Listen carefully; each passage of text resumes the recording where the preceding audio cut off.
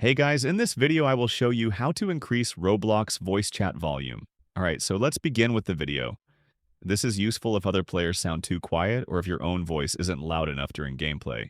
To increase your own microphone volume, start by pausing the game. Then go to the bottom right corner of your computer screen and find the sound icon. Right-click on it and select Sound Settings.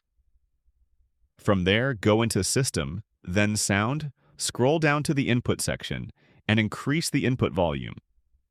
This will make your microphone louder so other players can hear you more clearly.